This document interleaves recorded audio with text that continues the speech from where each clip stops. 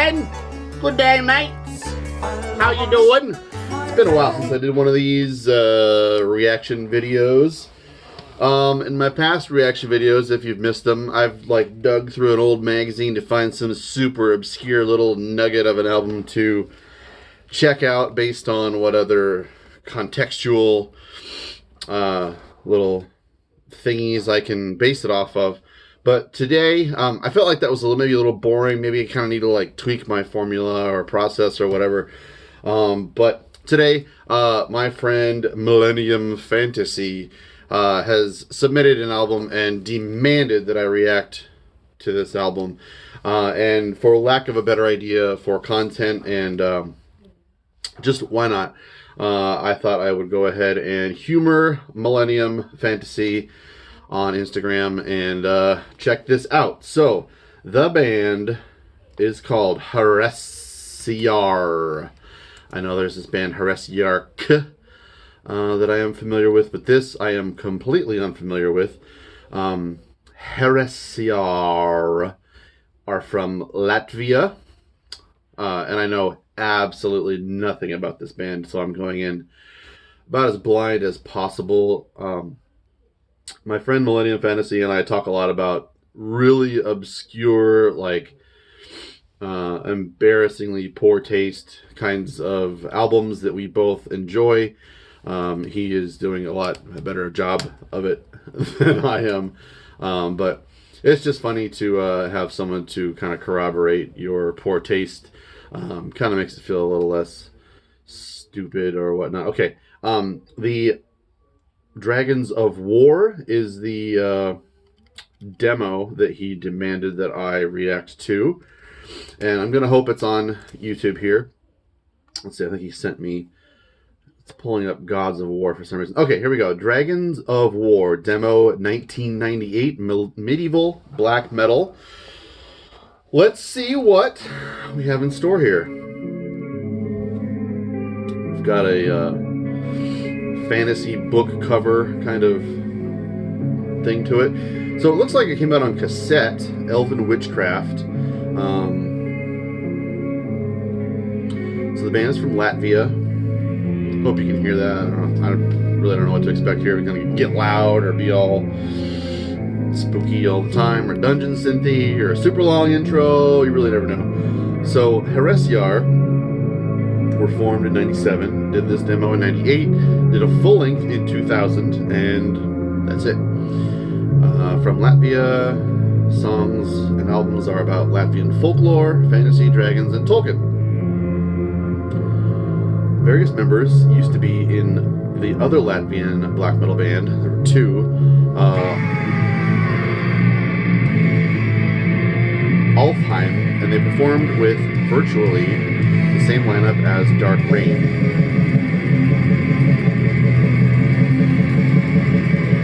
Blasting off with a real simplistic riff here.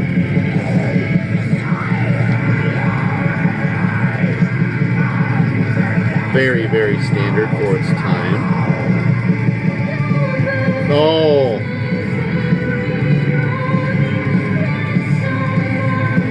Got the belly dancer singing lady vocals here.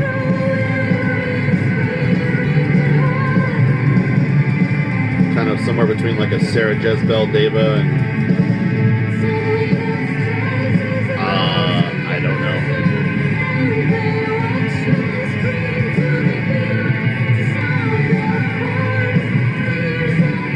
That's a real big, real strong element here.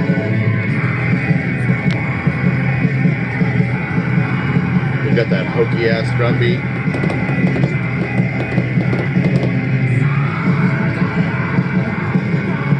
I'm not hearing guitars hardly at all. Like, I can't even tell you if they're clean or not.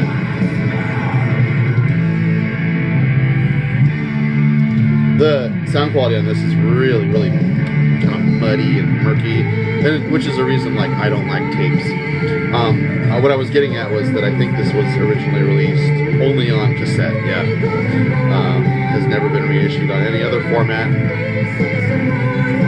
There's just something about the cassette format that just squashes that whole dynamic range, just, and you're just looking at this fucking mid-range everything. There's no nuance to the wide range of frequencies that you could be enjoying, such as cymbals, which you cannot hear on this at all. At all. They are not there. Or bass drums. So like all you're hearing is that fucking mid-range cardboard box snare and a couple of toms.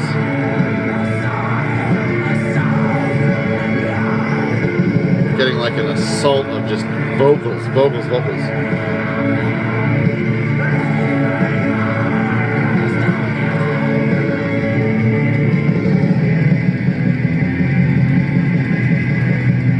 Trying to just kind of get in there and hear what I'm hearing. I can't really decipher the keyboards from the guitars.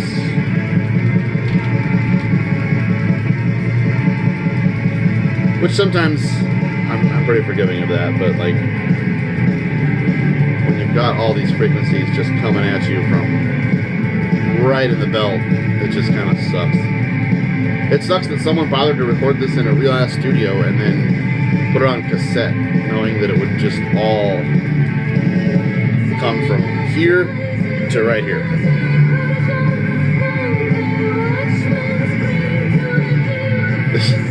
The lady's vocals are just like right here.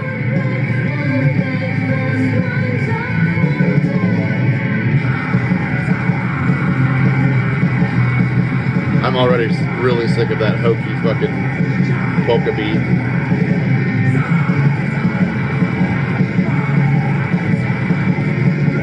But what little I can decipher of this riff, it's kind of good. Just a fucking shitty tone overall. This song is called Horns of War.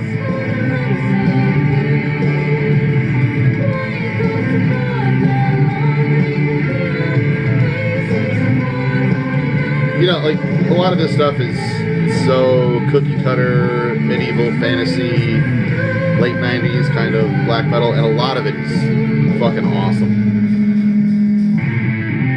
But it's one of those kind of niche genres where the further you get along in the timeline of its creation, the more framework there is for you to borrow from, and less originality, thusly you can enjoy. And this having come out in 1998, it's kind of where I'm resting with this.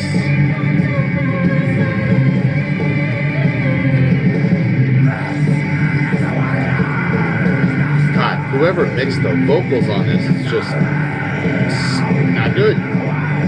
Let's see. This band consisted of 2 guitar players, a bass player, a drummer, a singer, and a keyboard player and vocalist. So, fucking 6 members of this band all listened to this cassette and went, yep, all in.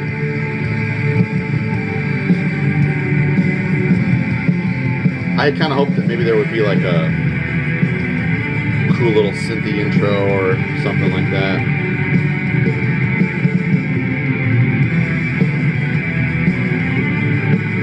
You know, if this were maybe 4 years prior,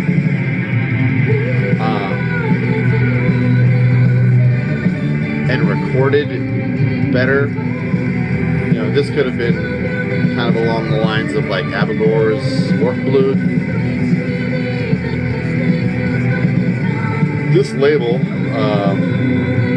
Elven Witchcraft, also released something by Enid, which I have heard of. Zavarash, I think I have one Zavarash album. They're from Sweden. Zavarash only released 1 album. It was kind of good. Kind of like early Watain. North Crown, which is a band I'm not familiar with at all. Oh, Jesus. Those vocals, I'm not saying they're bad whatsoever. It's just like having 1 pancake and 6 fucking gallons of syrup all over it. It's just, have some fucking balance here to it.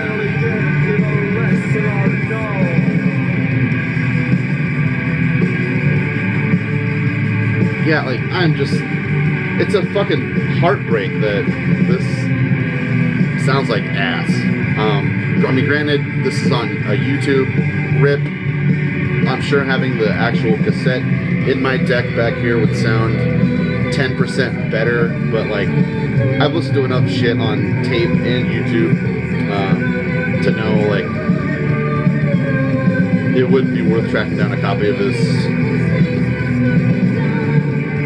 There's a lot of comments on this that are like, amazing,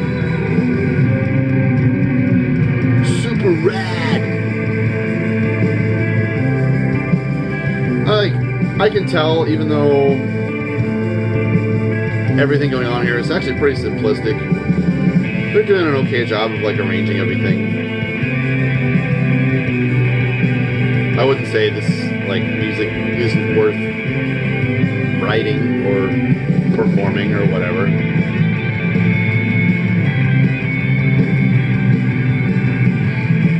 I know Enid from.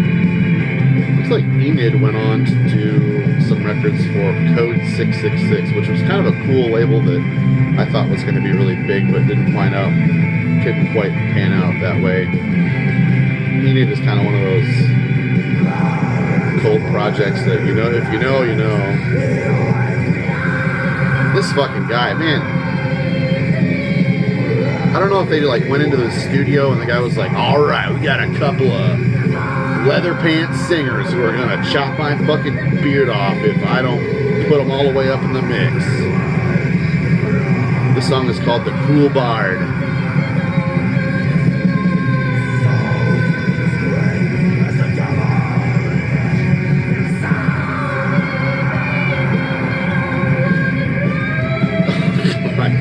Jesus.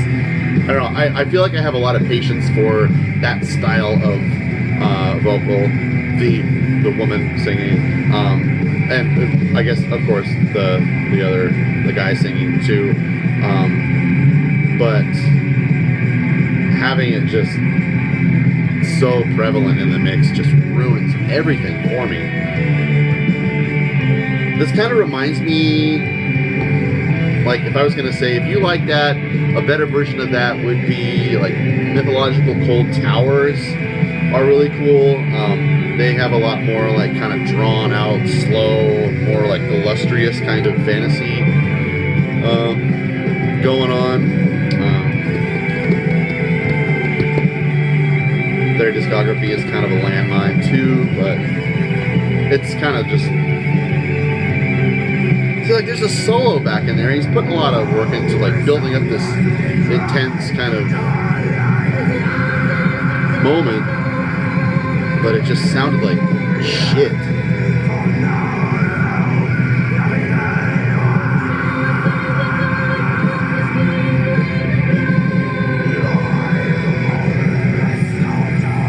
There's a song on here called Wolf Ghosts in Winter. Spookity.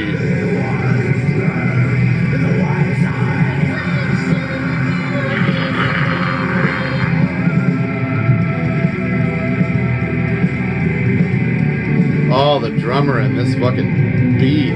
Oh.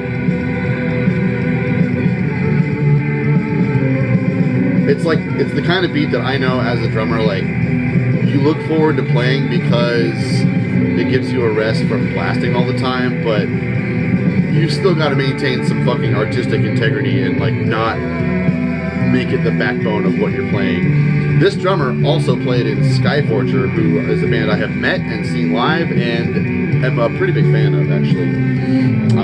So this was actually recorded before the very first Skyforger release. And no. This guy joined in 2000. Skyforger's great.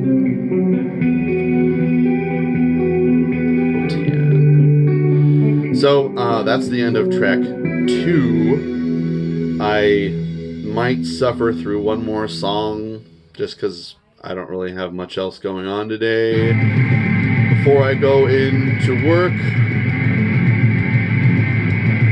Lamenting Shield Maid.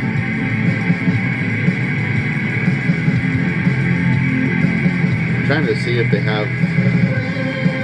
Looks like they have some stories behind their songs.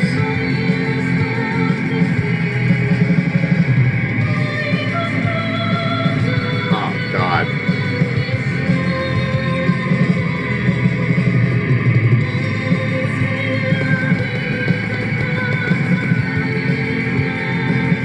She's not doing a bad job. It's like I feel like I may as well point that out clearly. The cover of their full-length Mythical Beasts and Medieval Warfare is pretty cool. In fact, I'll tell you what, if I cut this song short here soon, I'm going to put on their full-length and see if maybe the songwriting style and skill is maintained, but maybe they entered a different studio and kind of tweaked their craft a little bit better. Man, this... I know, like, probably 87% of my subscribers want nothing to do with shit like this. And so, like, I'm trying to maintain, like, my own personal accountability for stuff like this versus you guys just completely fucking off this entire video, which I wouldn't blame you at this point. But let's maybe check out the Mythical Beasts and Medieval Warfare. Last part. Like, this is a complaint that I often have about bands, is like, I need the more percussive elements, vocals and the drums to be more subdued in the mix, and I need those guitars to have a nice tone and brought a little bit louder up in the mix. I fight with myself in trying to figure out why that is, but it's just the way it is. These guys donned corpse paint to play live.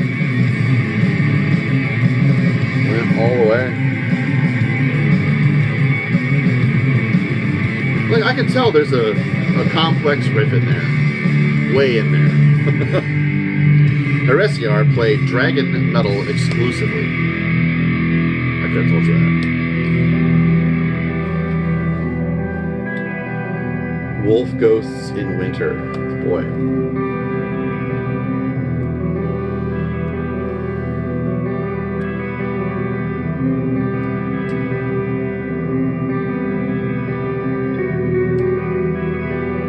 Dragons of War. 6 epic anthems to the times when dragons were at the sky and bards roamed the land, composed by Burial Jester and Heresiarh. I love it when bands like this release some, like, no-name, shit-ass 6-track demo and thank, like, 68 different people in their thanks list. It's like, really, did that many people do anything for you? Like, they list all these fucking no-name scenes that you'll never, ever find any evidence of whatsoever, or, like, all these bands that never wound up existing. The first chapter's from Chronicles of... Can't read that.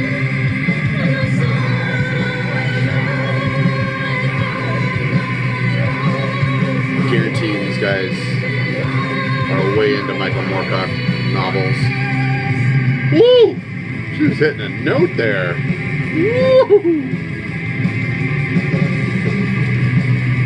This lady, Ronya, also sang in a band called Neglected Fields, which I want to say I've heard of.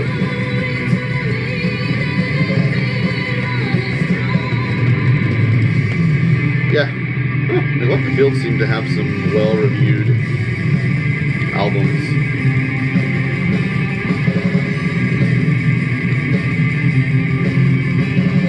I'm like, that's kind of a cool riff.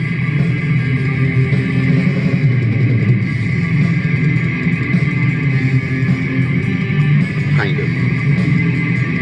Like, it'll do. Let's see. All right. I don't think I'm going to change my opinion about any of this going forward. I have no curiosity in finding out what the rest of this sounds like, because I kind of know. So that's 18 minutes of that. Let's check out this Mythical Beasts of Medieval Warfare full-length album, which was released on Demolition Records in the year 2000. In the year 2000. Anyone remember that skit from Conan O'Brien? This has a funny album cover as well. This was released on compact disc, so it might sound a little better.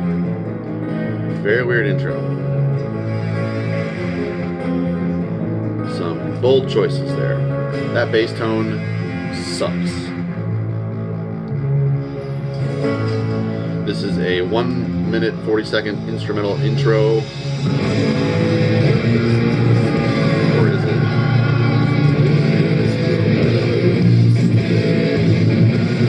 Oh, okay, no, this is Hordes of War. Man, this sounds like exactly the same. I can hear some hi-hats in this. Maybe that's a ride. But we're getting a lot of more dynamic range out of this thing. Those vocals are appropriately mixed on this, but this sounds pretty much exactly the same. In fact, this is the first song from that cassette we recorded for this full length. So I probably should have just listened to this first. Again, the mix is so weird though. I just don't understand it really. This is sometimes maybe the kind of thing where listening to it on headphones can just completely change how you're hearing things.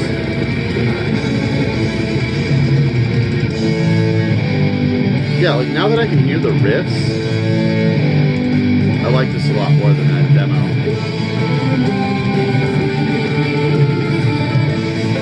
Yeah, like, again, this even more reminds me of Abigor's Orc Flute, which is fucking amazing.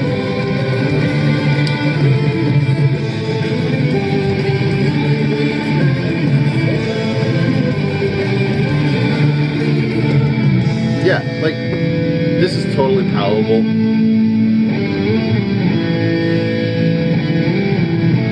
So this has, like, I'm guessing, Bard, mostly the same 6 songs from the demo with a couple other songs. Wolf Ghosts of Winter is pushed to the end of the album. I see, like, this is the kind of thing I would pick up at Cheapo, and it would be $6, and I would go, yeah, get this. I would listen to it and go, all right, that was pretty good. That was worth $6.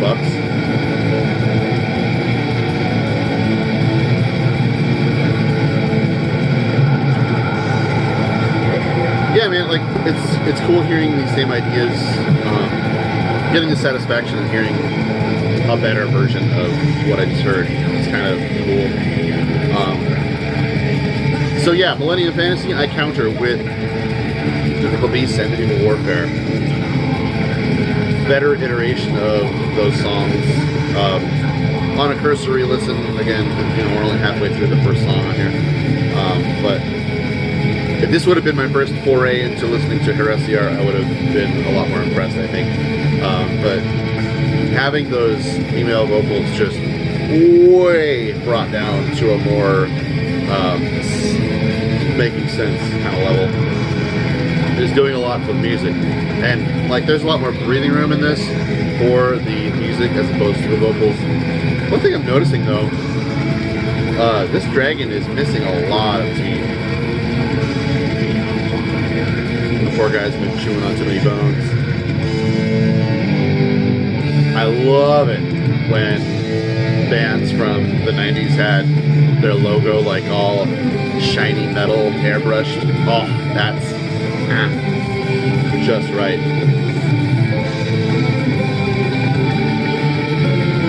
Yeah, like this is pretty good. Again, were this better recorded and released on like Napalm Records, this probably would have been fairly successful.